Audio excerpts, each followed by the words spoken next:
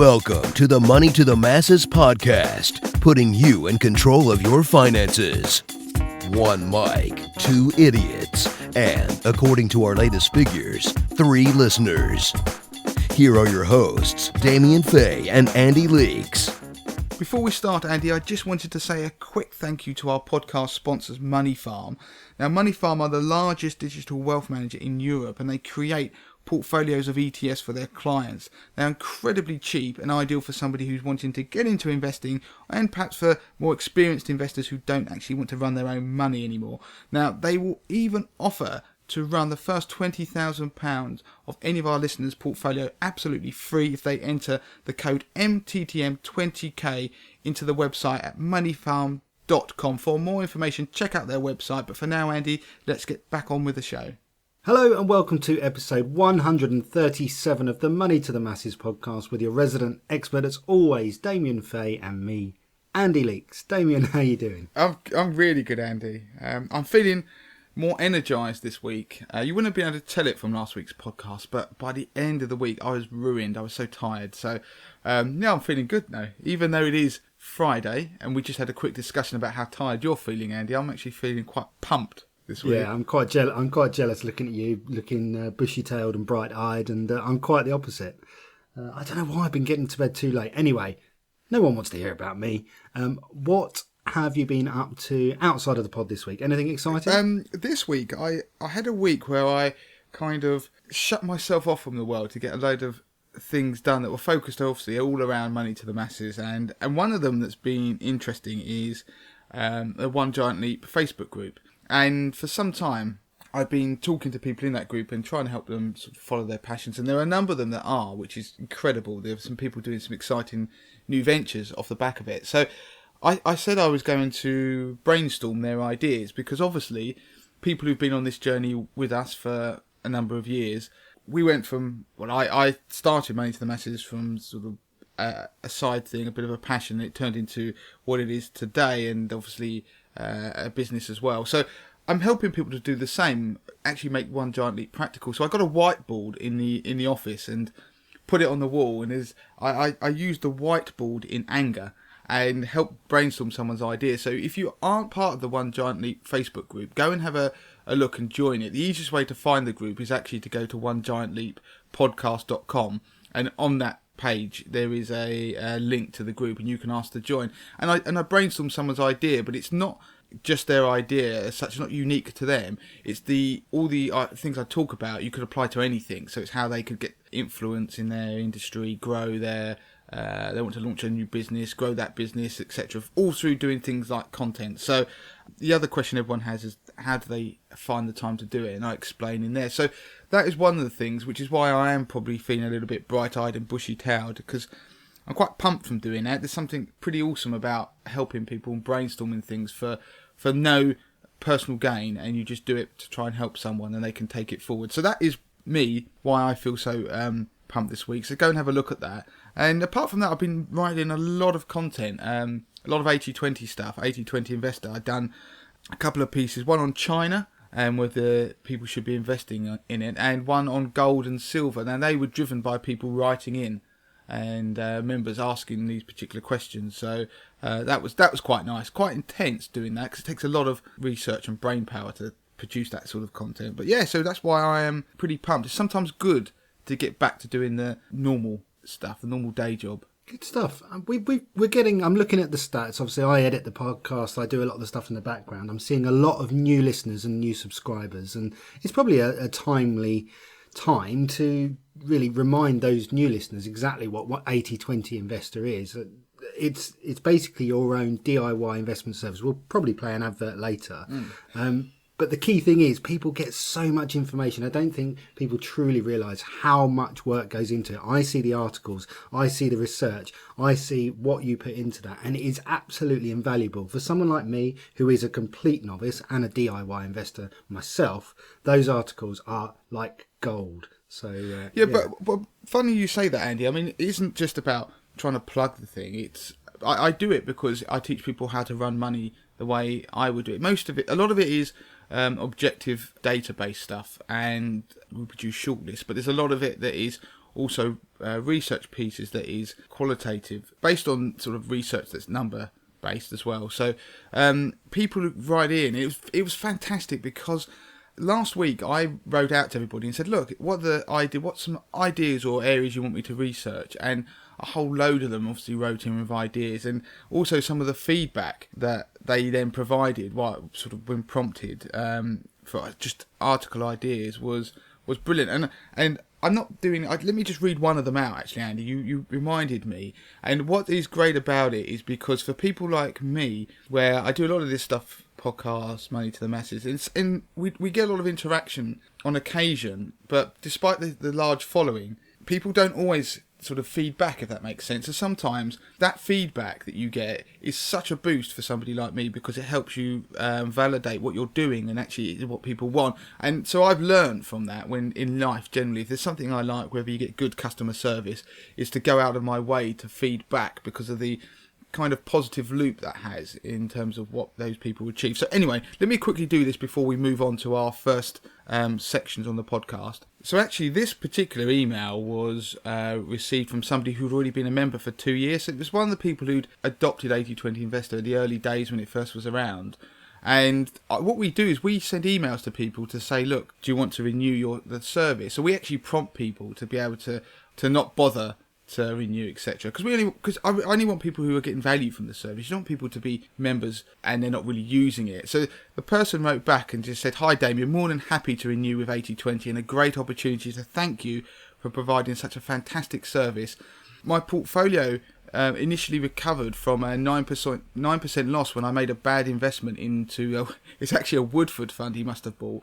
And to recover and make over a 21% profit over the 2-year period. For simplicity, the figures are calculated by assuming all my investments were made at the inception in July 2015.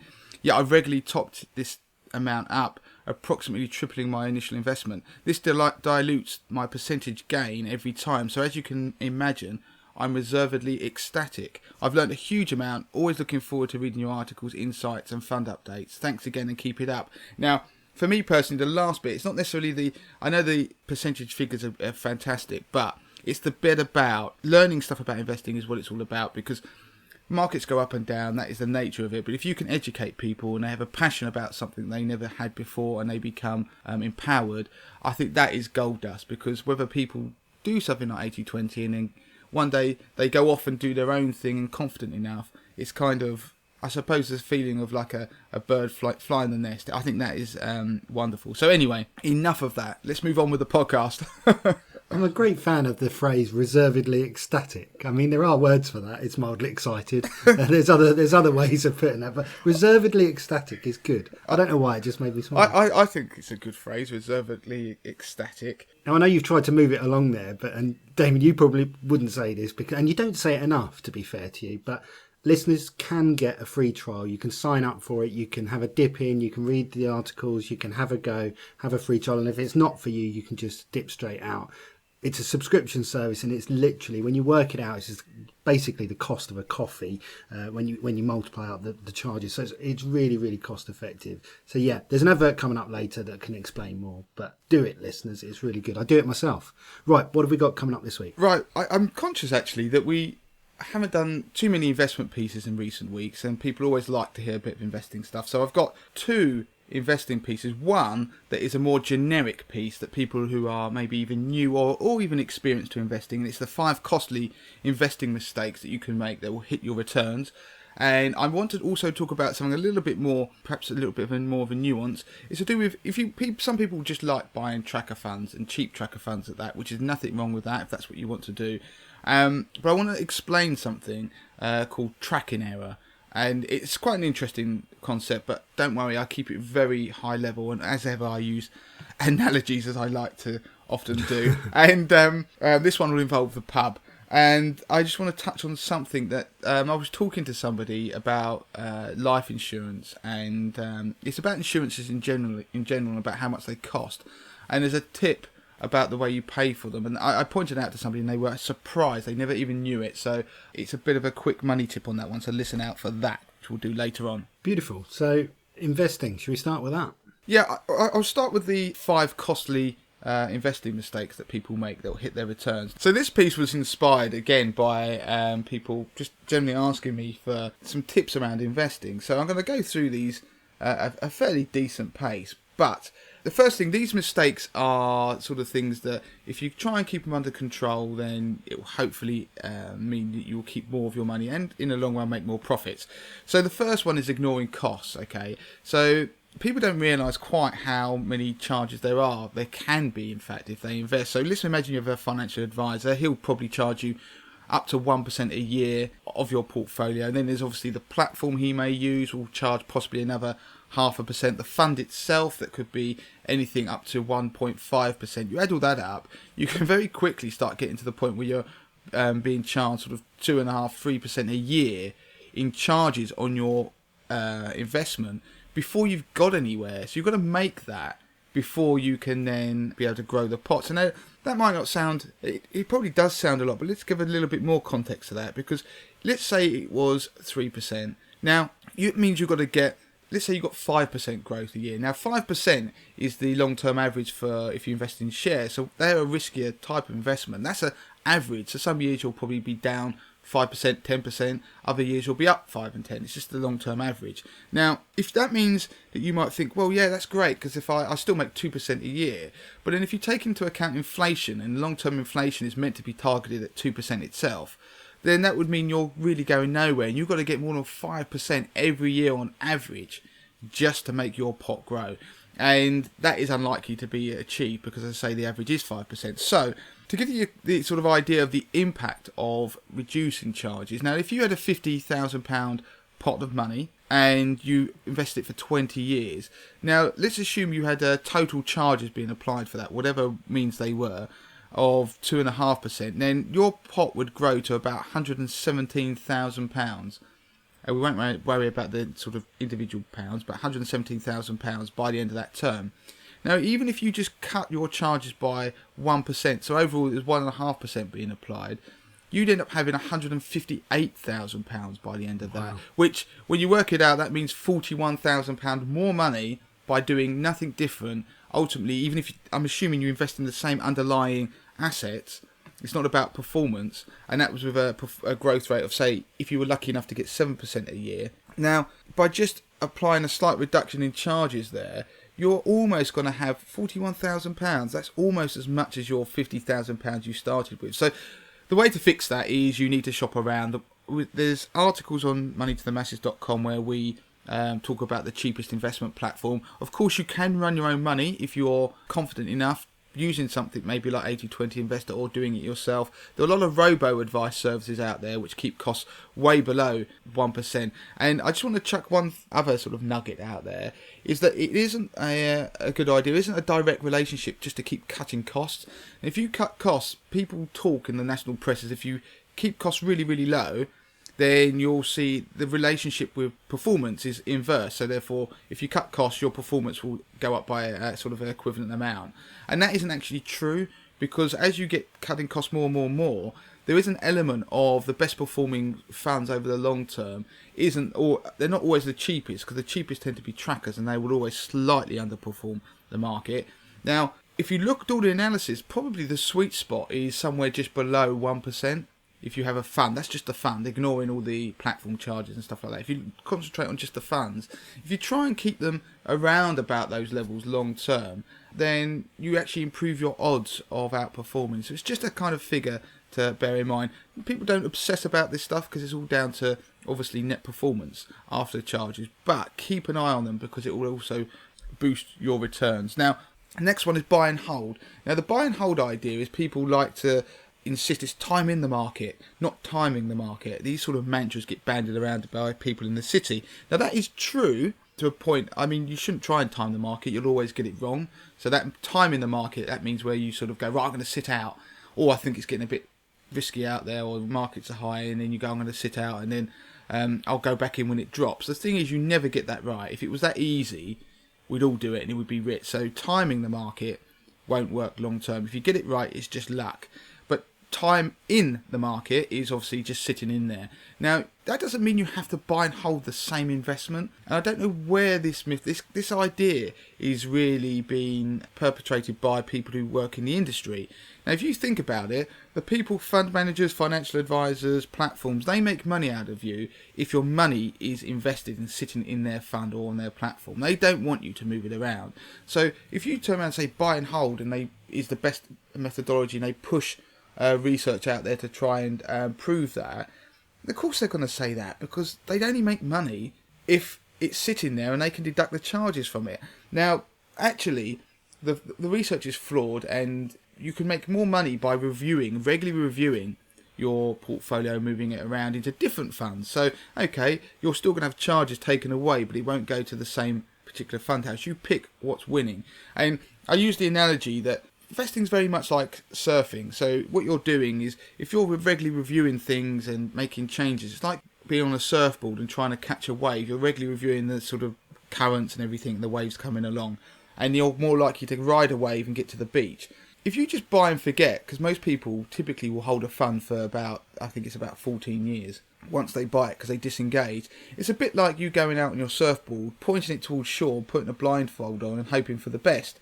All the while, the advisors and everybody are eating a picnic on the beach, watching you, and that picnic you've paid for through those high charges. So it's I like it. Good analogy. That's a multi-layered analogy. I love it. It's a multi-layered one, but you're not taking control of things. At the point you enter the water, you made a decision. It's why you need to keep reviewing them. So, yeah, the idea is that you regularly review these things. You don't buy and hold, and you move about and buy the things that work. So the next one is the active versus passive debate, and it's one that comes up all the time. You should stick with active funds or passive funds. Now, the long term, it's been shown that fund managers underperform the market. If you pick a fund manager and you said you held him for his fund for 10, 15 years, and they say, well, passives will tend to outperform those fund managers because they pretty much track the market, and they're only just marginally below it because of the cost. They can't. So, for example, something won't match the FTSE 100 exactly, even if it's a FTSE tracker, because there's a cost involved in trying to produce that investment. Well, again, that's flawed, that research, because it assumes that you buy and hold a fund. I don't know why you would do that. Again, using that surfing analogy I just said, it's the same thing. Actually, if you do a combo of the two, I mean, I don't ever differentiate between whether something's active or passive. I kind of prefer it's good or it's not, or it's working or it's not. And so when I invest money on 80/20 Investor, idea is that I don't really care whether something's an active fund or it's a passive tracker. There are certain markets where one will work better than the other, and particularly in market downturns when they crash, trackers tend to do badly because they plummet with them, and sometimes fund managers can mitigate some of those losses because they've made an active decision. In upward markets, it tends to be the other way around, because trackers will just ride up with the market because they move in lockstep, whereas a fund manager might have made a calculated guess and got it wrong. So the way to do it is to not differentiate between them. And when I invest money on 80/20 Investor, now I invested 50,000 2 years ago, and I do that to show I believe in what how I educate people through 80/20 Investor. Now my portfolio has made £10,445 profit, okay, in those 2 years. I'm not saying to people if you do it you'll make that same profit. That is unique to those 2 years. There's no guarantees in any of this. Markets fall, then investments will fall. But if you just done the equivalent with the same asset mix that was only passive investments, you'd have £8,385, which is obviously less. And if you'd bought just purely active managed funds that were equivalent, you'd have 7,405. So you can see the difference. By actually taking the best of both worlds at the right times, it is possible to outperform both strategies. Moving on, emotions are the biggest Achilles heel for any investor. And I want to just prove this to people, that investing is very little to do with being intelligent, okay? You're not smart if you make a lot of money. You probably just are very, objective. You don't let your emotions. The two emotions that tend to really dominate people's decision making are greed and fear. So people buy things because they don't want to miss out, so they get greedy, or they buy more of it when it's going up, so that's why you get bubbles like the .com bubble that eventually bursts. Or fear, so when the market starts to fall away, they panic and sell. Now, the one thing I've just mentioned, the fear one first of all. Fear, typically in market sell-offs, you never know what quite to do, but when I analysed all the daily movements in the FTSE 100 since time began, then typically after a market sell-off, you're talking days before the market rebounds to a certain extent. It won't rebound all the way, but it does rebound. So the best days in the market tend to follow fairly closely after some of the worst days. So it's just a lesson of that. If you sell on fear, then you'll probably miss out. And it goes back to that time in the market idea, that you're trying to time it, you'll lose out.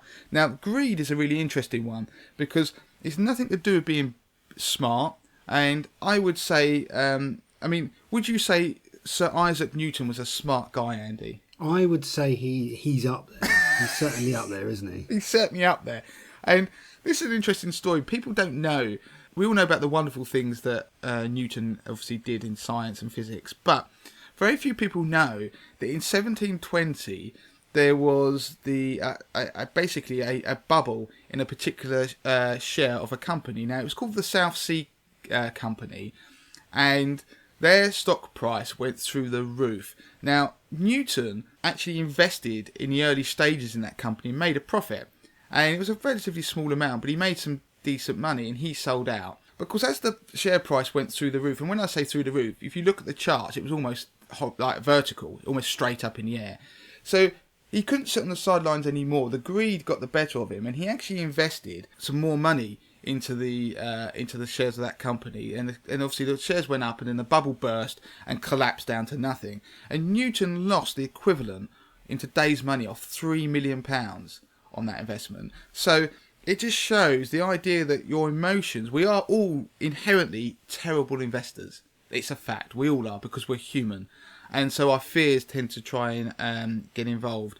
And they will dictate what we do. And it is very uncomfortable sometimes when you make decisions. So how to fix this is to come up with a process of investing. Now, you can create your own. You can follow ones that are out there. 80/20 is built upon a process that I obviously believed in, based on numerical data, in particular momentum. Whatever your choice is, by having a process, you are far more likely to be successful, because you actually make objective decisions that aren't influenced by emotions. And whatever you do in life, if you actually make decisions that aren't based purely on emotions, and you try and use tactics to take the emotions out of things, then you are more likely to make better decisions. Now, the final one I'm just going to get onto is investing in what you think will make money rather than what is most likely to. And again, that kind of leads on from Newton's example, but a wonderful example in recent history is the Brexit vote. Okay, so last year we had the UK referendum on whether we would remain or leave the European Union. Now, ahead of that, I saw a whole number of fund manager presentations chatting about what they thought was going to happen in the referendum. Now, the problem is, if you try and predict the future, you've not only got to predict the future event. So in the case of the Brexit vote, everyone was predicting in finance that we would remain. They not only had to get that right, they had to then predict how the market would react to that event and get that right. And they also then had to predict how to position their portfolios or funds to make benefit from the previous two guesses. Now, of course, that is so unlikely that all those stars align. And if you do get it right, it's probably down to luck. So what actually happened, you'll find, is if you look at the performance of a lot of funds, and particularly the managed funds, is that fund managers got it wrong. They assumed we'd remain. And so as soon as they positioned their portfolios accordingly, of course, when the vote came out that we would leave, the market reacted. And of course, they were already positioned assuming one set of circumstances, and they sort of bailed out of previously. They were sort of limiting their exposure to certain things. Like, for example, they were betting that we'd remain and the pound would jump. Well, of course, what happened when we left, the pound fell, and it actually ultimately fell 20%. But the other thing they did is that immediately in the aftermath of it, they started positioning themselves to say, right, get rid of everything to do with the UK because this is going to be a disaster. Because what actually happened is the stock market bounced almost immediately afterwards, and the FTSE rallied 5% in, well, I think it was even more than that in the next couple of days. And by actually taking a position that was global and you're holding assets abroad, your portfolios went through the roof. It happened for 80/20 investor members. It happened for anybody who held things abroad. And the reason this occurred wasn't because I actually held a belief that we would remain or leave. In fact, like everybody else, I thought we'd probably remain. But the reason that we were able to make money was because we were actually using a process that was looking at what was most likely to occur rather than what we thought would. And that was based upon, I mean, for example, 80-20, a lot of it is obviously down to momentum. And obviously we did research about ways people could position in given certain circumstances if they wished.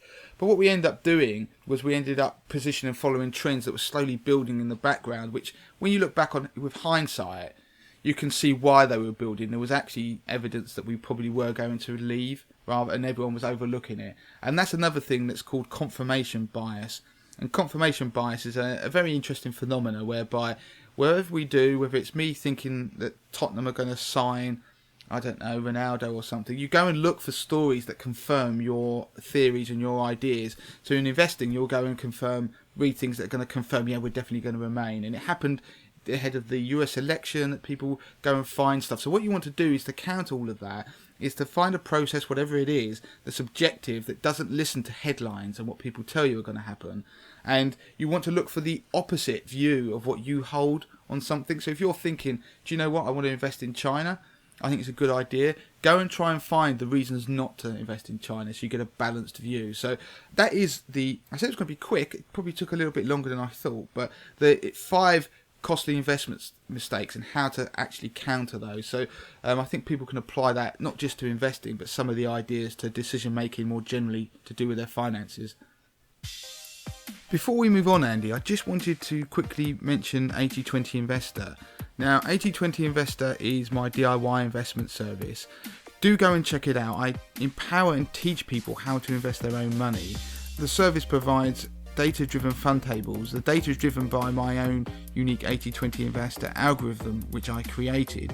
You also get stop-loss alerts, you get research articles and insights, you get market commentaries, monthly commentaries, and DIY investment lessons, but you also get access to my £50,000 portfolio, which is a portfolio of my own money, which I run live on the site for members to see, and it shows people how I use the service to maximise my returns. And in the first 2 years of doing so, I turned £50,000 into £59,500, which is a 19% return, beating investment managers, professional fund managers, financial advisors, investment banks, passive trackers and the market. So everybody can have a free 30-day trial of 80-20 Investor, and you can claim that by going to moneytothemasses.com and going and clicking on the 80-20 Investor hyperlink at the top of the page. So go and try the service, let me know what you think of it, and I know from the feedback that you're going to love it. But for now, on with the show.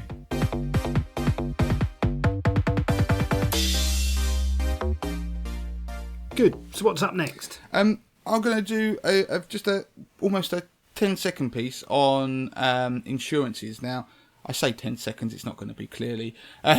What happened is I had a conversation with somebody the other day, and they were talking about life insurance and it's insurances generally, and we were talking about paying for them. And we started talking about credit reports and your own credit report and how you can improve it. And one of the things that they hadn't realised, and I'm not sure most people do, and I never did for years, to be honest, is that if you pay for things like insurance on a monthly basis, then it is more expensive. And then part of the reason, than if you paid annually, that is. So I would always try and pay for those sorts of bills annually because it's cheaper. Now, part of the reason it's more expensive is that you are in effect borrowing something from them, because they're giving you insurance for the year, but you haven't actually paid for it, if that makes sense. They're going to cover you for that whole period. And so there's an element of credit involved. So what they do is they actually they check your credit rating, and so there's a credit check going on there, but they also add an element of interest, and that interest rate is equivalent to about 20%.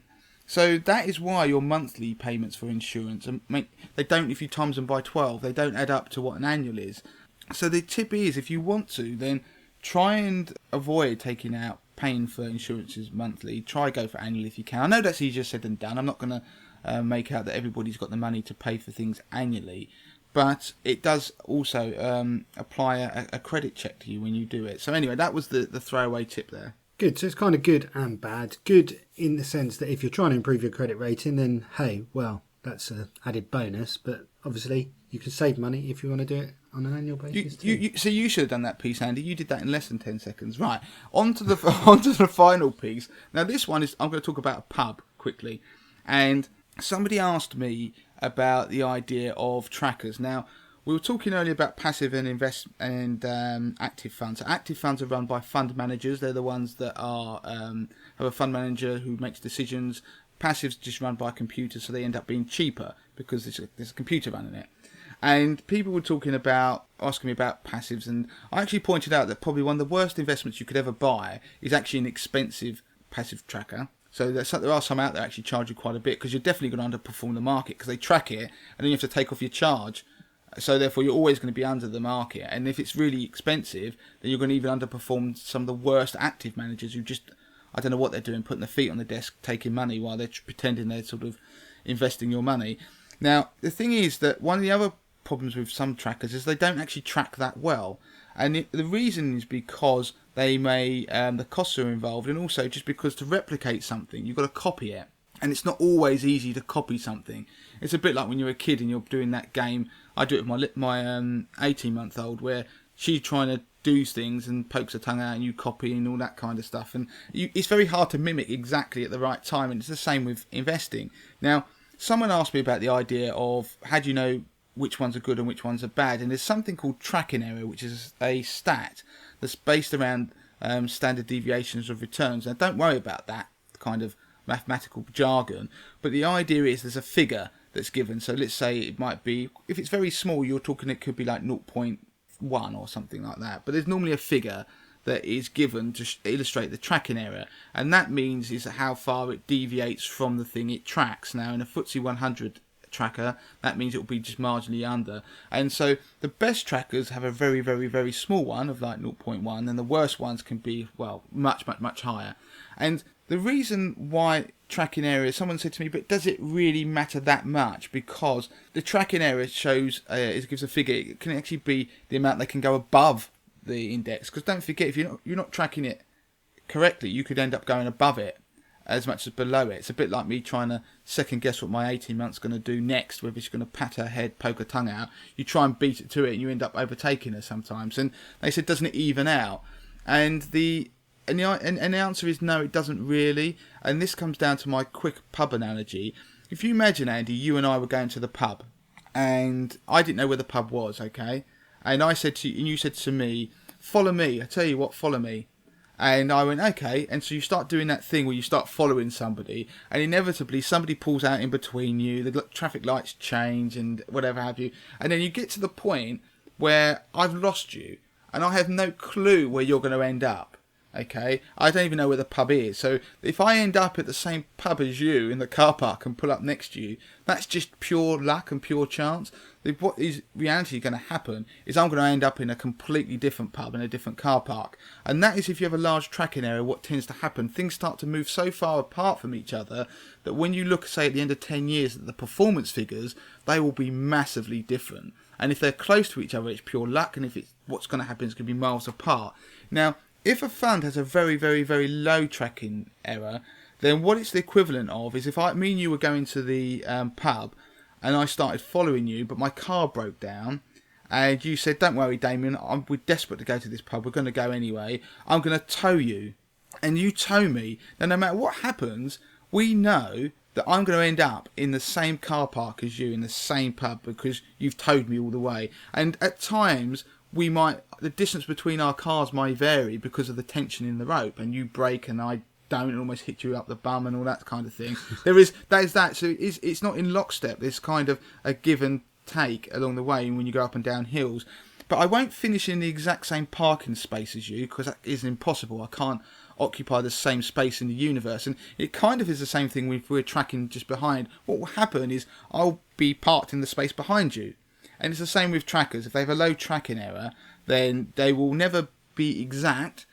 What they will do is they will finish just marginally behind because of, like I say, the ability to track, but also charges. So the moral of the story is, if you are going to buy something like a tracker, you get lots of ETFs, look at what the tracking error has been historically. and go for the one with the lowest, because actually overall it will probably be the better investment if that's what you want. Don't just focus on things like costs. Costs are important and it will influence the sort of tracking area, etc. But it's one of those statistics that can actually give you a hell of a lot of information about where you're likely to end up. Good. It's been a bit of an analogy fest. It has. In this podcast, and I've liked them all. Oh, if you do like the analogies that I do, then well, good. If you don't, unfortunately, you're probably going to not like what I'm going to tell you. But because what I'm doing is, I said I have a whiteboard, which I'm starting to use in anger, do lots of things with. We're going to start doing video on social media where I will actually explain things. So if you've got anything you want explained in finance, I'm going to whiteboard it very quickly, and some of it will be using analogies and things like that to try and explain ideas and trying to get people engaged with very simple concepts. But it could be to do with interest rates. It could be to do with the way the system is rigged for you to fail, like I touched upon in last week's podcast. So please send in any ideas, preferably via Twitter, because I get them the quickest. So Money to the Masses with the number 2. But feel free to do Damien at moneytothemasses.com. But yeah, I'm going to do lots of that. So you're going to see me as much as hear me going forward. I'm genuinely looking forward to that. And just to fill listeners in, Damien was doing some videos a few years ago before anyone else was, doing video analogies. And I remember you using such things as computer games and changing gears on the computer games to make one such point. Yeah. I think you had a bottle of wine on another such point, and I think you even used some children's toys on another one. I think I did on one. Well done, Andy. You're probably the only person who watched it, but it was yeah. We're kind of going back to that because video is incredibly good at engaging people, and despite what people think, that in the age of the internet we are still visual creatures. So if we have podcasts or people read things, video will still have one of the biggest impacts, because a lot of interpretation comes from, as I don't know the statistic, but we've all heard it, about what is said is only a portion of what is taken in. Body language is a huge part, etc, etc. So we're going to do a little bit more video. So if you see them, please share them, because we want to try and educate everybody, not just people who like Money to the Masses, but also people who aren't engaged in it, and a lot of it may be even younger people. So yes, please do look out for that. Good. We are done for this week. Thank you ever so much, Damien. I learned loads today. I think it's a really good starting point for a lot of people who are starting out on the investment process. They've got the information about your investment, DIY investment service there, 80/20, but also those 5 mistakes that people make. So I think there's loads and loads for people to learn there. DIY investors, people who are starting out, and probably seasoned investors alike have taken something from that. So thank you. Right. If you want to get in touch with Damien, do so. Damien at moneytothemasses.com or podcast at moneytothemasses.com. Both come through to Damien. Also, Twitter's a great place to get hold of Damien. It's at moneytothemasses, and use the number 2 there and you'll get straight through to Damien's pocket. Yep, you will do, actually. Yep, you will do. It'll buzz. So that is it for this week. Until next time, Andy. Ta-ra! Andy just drank a cup of tea at that point. He'd already switched off mentally and was drinking tea. Hence the pause and the swallow. But yes, see you next time, Andy. Cheers. Don't forget to claim your free copy of Damien's best-selling book, The 30-Day Money Plan. Sort your finances in just 5 minutes a day, worth $4.99. Just go to moneytothemasses.com/podcast to find out how.